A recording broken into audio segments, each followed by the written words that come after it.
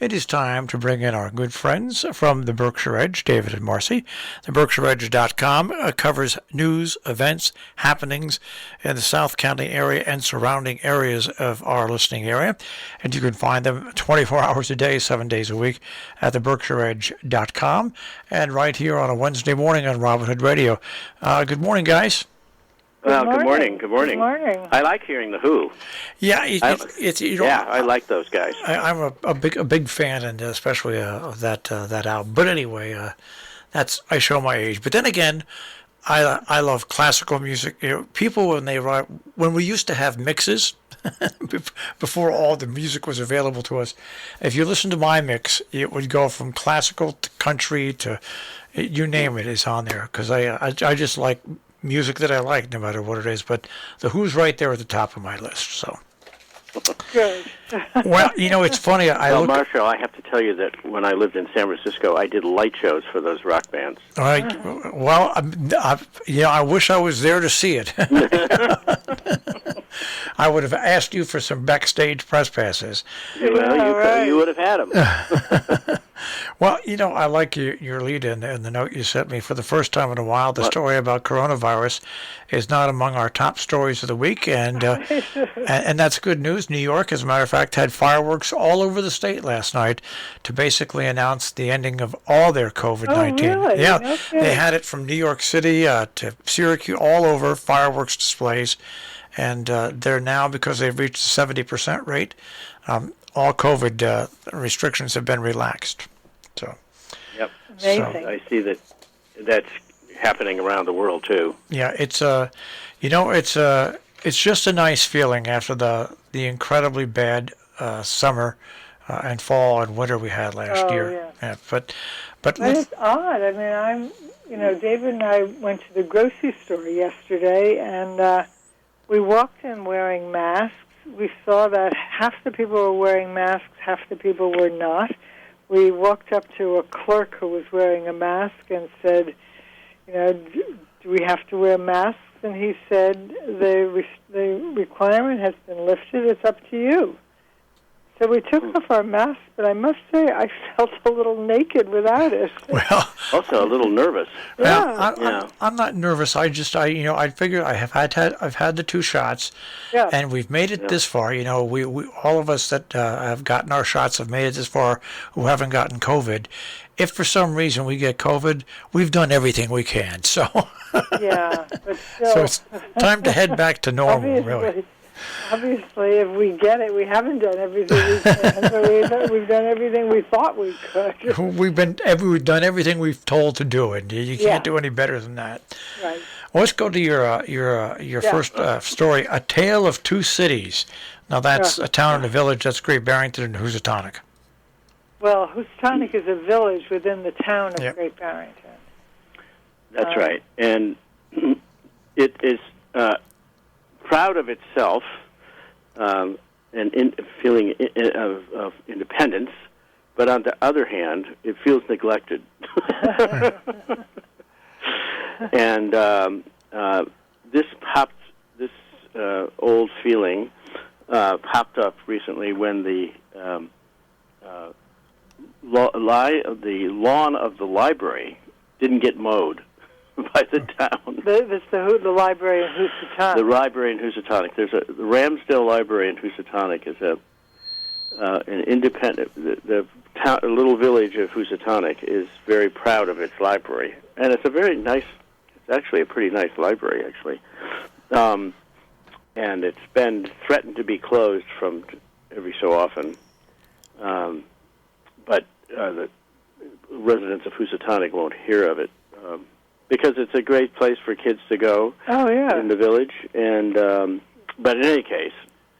But the library in Great Barrington has been mowed and looks beautiful. Yeah, so. and the lawn of the Ramsdale Library in Housatonic is overgrown and neglected.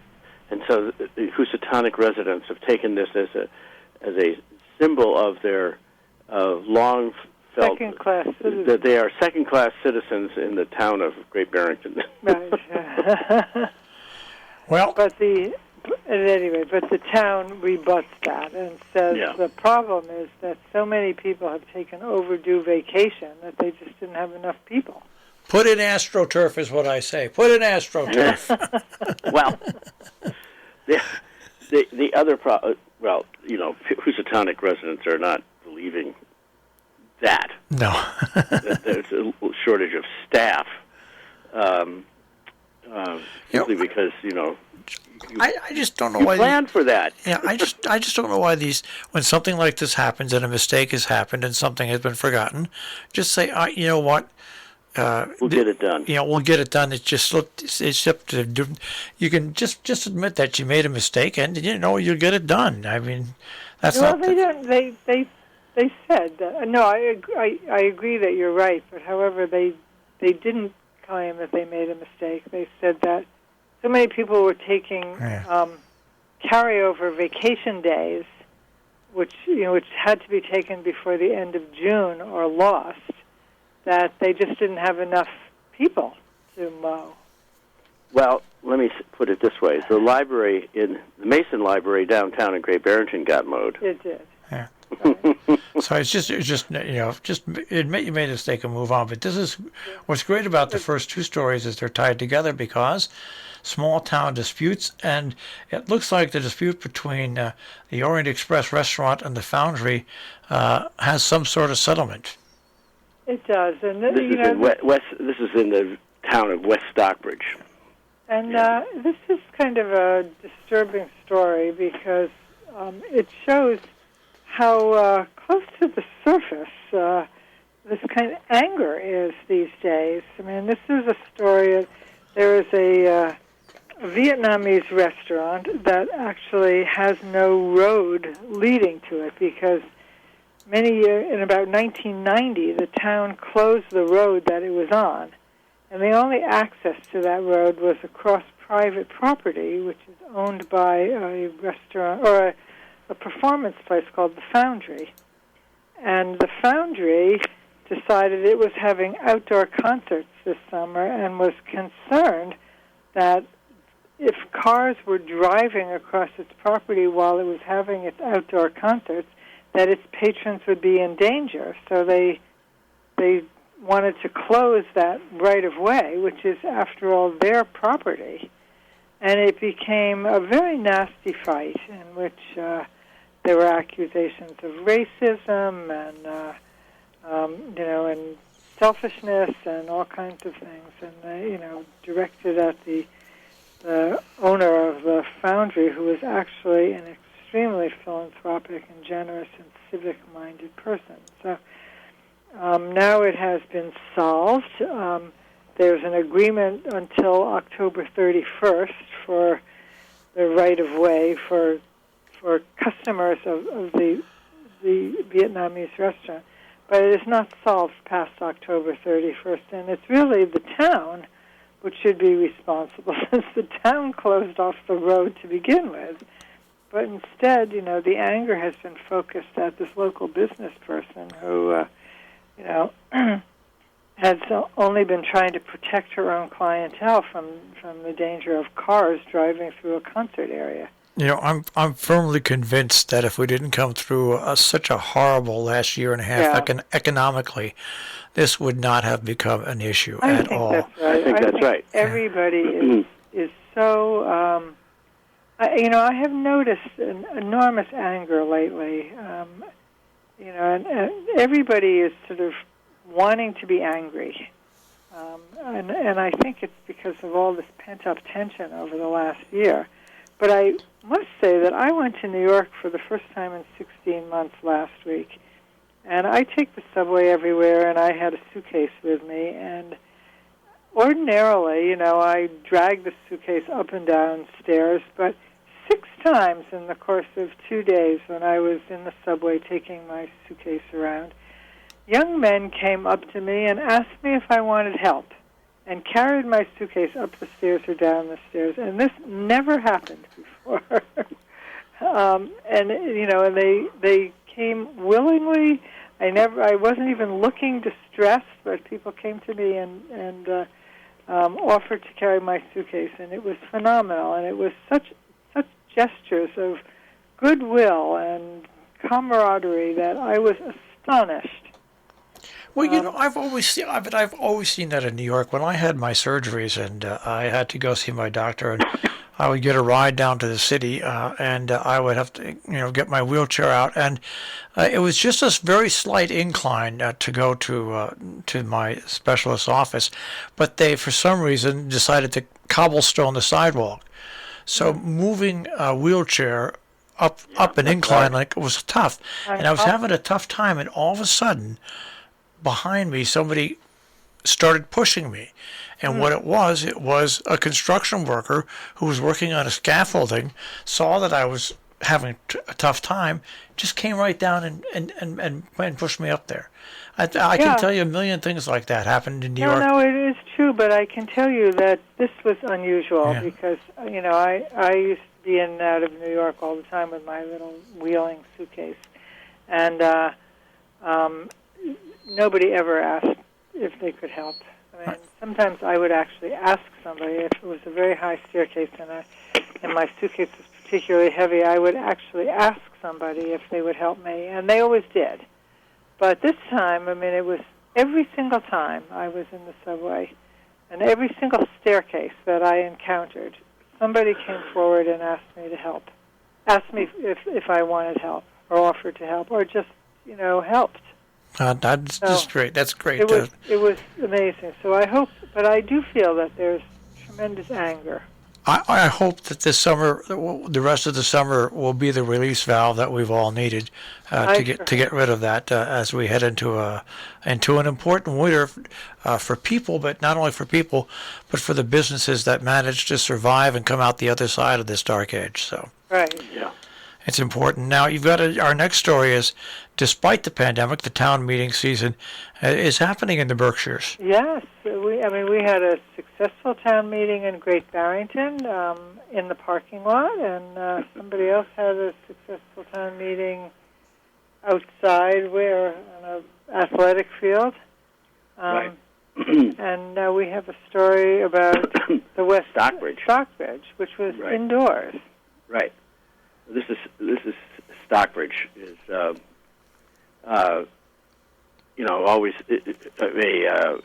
a lively meeting, and it was again. But they managed to get all their business done, even in the gymnasium of the elementary school there. Which is where they traditionally hold it. And the meeting lasted 5 hours. 5 hours, which is that's a good old-fashioned meeting, But it was it's just a sign that despite this pandemic, these traditions and are continuing, and of course in New England. At least in Massachusetts, the town meeting is the government. That is the government, and the select board and all the other committees and commissions are just agents of the decisions made at the town meeting. So, direct democracy. It's yes.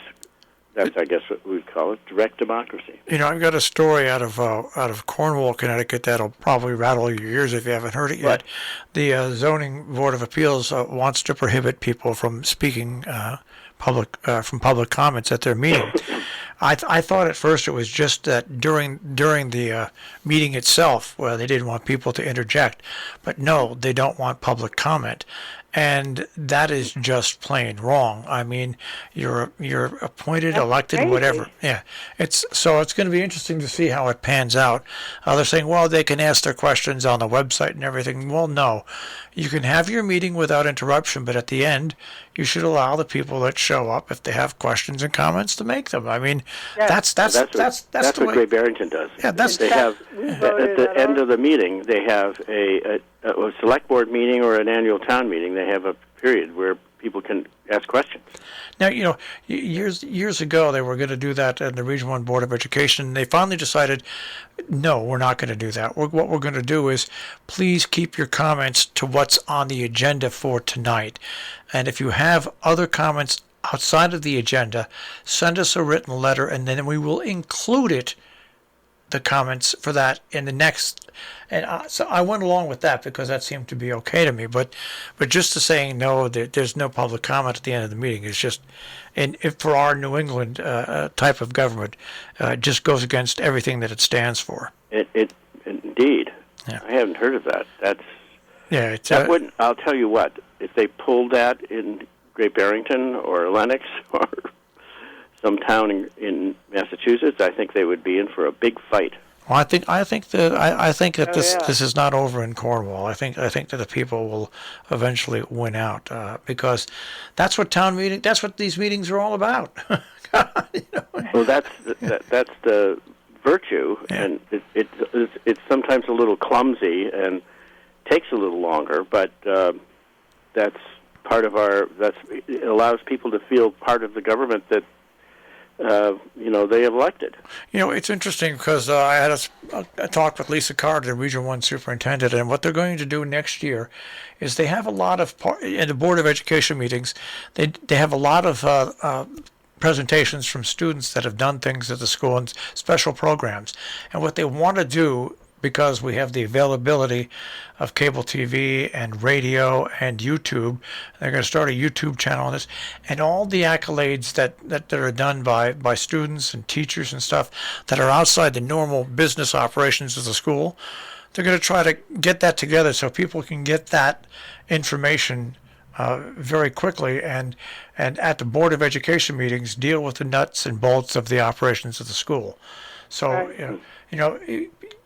These places, they just have to think ahead and try to come up with ideas. But they got to remember that if they wanted to be in that office and it's a 5.5 hour meeting, guess what? It's a 5.5 hour meeting. Right. Well, along that line, the school board, the district school board meetings here, I know at the very beginning, Superintendent Peter Dillon, always takes a moment to, right at the beginning, to do a salute and shout-outs to people. And it's a really nice tradition.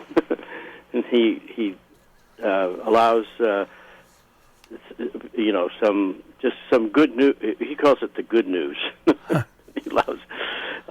So it's kind of interesting. It's sort of outside of the agenda, but it's kind of like, here are some good things that are happening before we tackle the budget. Yeah. No, that's there's different ways you can handle it, but stifling people only leads to problems in the future. So it does. All right. I want to go on to the next story because it's a pretty cool story about taking traditional education and turning it not on its head but on its side, and that is unschooling students to try to get them to develop critical thinking skills. Yeah, this is a story from one of our writers, Hannah Van Sickle, and her story. This is a story about the so-called Berkshire Free Academy, which emphasizes analysis, application, and critical thinking skills, as they say. But it's really it reminded me of my days of working at Bennington College, which was founded along the very same lines, of a kind of development of not imposing a preset curriculum on students, but rather letting them sort of develop their interests on their own, so they can take ownership of their education. And this is a process that is going on here too. Go ahead, Marcy. Oh no, I was just going to say that this is not limited to Great Barrington. I have known. I mean, I was involved when I lived in New York in Outward Bound's experiential education, and this is very much the same kind of thing that kids learn by doing. I mean, it's a whole That's right. different approach to pedagogy, but it definitely allows children to have a greater role, and it's no longer what they call chalk and talk, with the teacher standing up at the blackboard teaching, but it's kids being very active and finding their own interests and and charting their own courses, and it seems to work. Yeah, it also creates students of really independent learning. Yeah. That was the thing that I noticed at Bennington College, was the students really were pursuing their own academic passions, and it was really interesting. Well, also the other thing that underpins a lot of this approach is that you no longer can graduate high school with a degree that will help you live for the rest of your life. Get a job and have all the information that you need. That living, things change so fast that we really have to teach children how to teach themselves and how to learn and how to continue learning, because in the field of employment, you're not going to be able to find a good job with only a high school degree unless you are able to learn how to use technical manuals, learn how to acquire new skills. You have to learn how to learn, and that's going to be the most important skill that kids are going to graduate with. Yeah. So these curricula that teach kids how to teach themselves are going to be already important, but are going to be even more important in the future. All right, you've got a great story about Tanglewood, the summer season, and it's an interesting thing that they're going to do for the 4th of July with the Boston Pops. Yes. Yeah. No James Taylor. No James Taylor. I mean, I don't know if there can be a 4th of July 4th in the Berkshires without James. Right. Well, he went to Williams, so he's been in the Berkshires for forever. Right. Now, is this a free concert? I'm trying to remember. No, I don't think so. No, it's not a free concert. No, once again, it's subject to the 9,000 people and everything like that. But the fireworks you will see will be via video, I guess, from Boston. Yep. Oh. Yeah. So they're no fireworks at Tanglewood. It's true. Yeah. Well, so has to be they're doing the best they can under the circumstances. Right. It's a hybrid 4th of July show. It's hybrid, that's right. It's a hybrid 4th of July. But it's still a 4th of July celebration. Yes, nonetheless, I want to get in spite of the pandemic and the limitations that we suffer from. I want to get onto your last story because it's on Juneteenth, and most of America was unaware of this and the problems of black society when the HBO aired their version of a movie. They included what happened in Tulsa, Oklahoma, but more and more we're finding out that what happened in Tulsa, Oklahoma, to the Black Wall Street, happened in many other places across this country.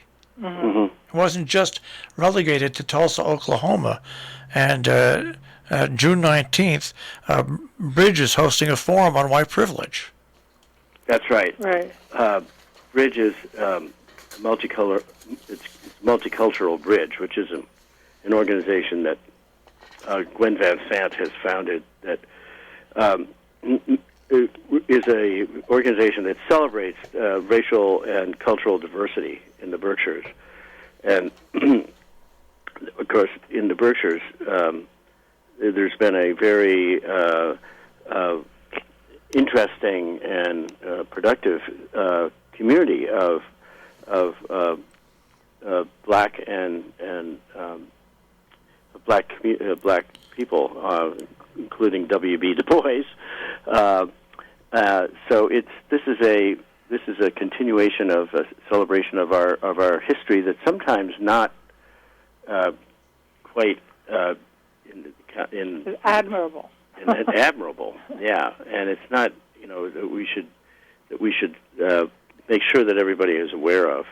And the for those who don't know, I mean the significance of June 19th is that even though the Declaration of the Emancipation Proclamation came out on January 1st, 1863, which supposedly freed the slaves, in areas under Confederate control, the slaves did not get freed then. And in 1865, which is like 2.5 years later, on June 19th, when Union troops arrived in Galveston, Texas, the black people there were still enslaved because the Confederacy had not freed them. So Union troops came in and announced that slaves should have been freed, and it was on June 19th, and ever since then it's been a holiday. It's been a day recognized in the black community as Juneteenth. Right. When the black people in Texas were finally freed 2.5 years after everybody else.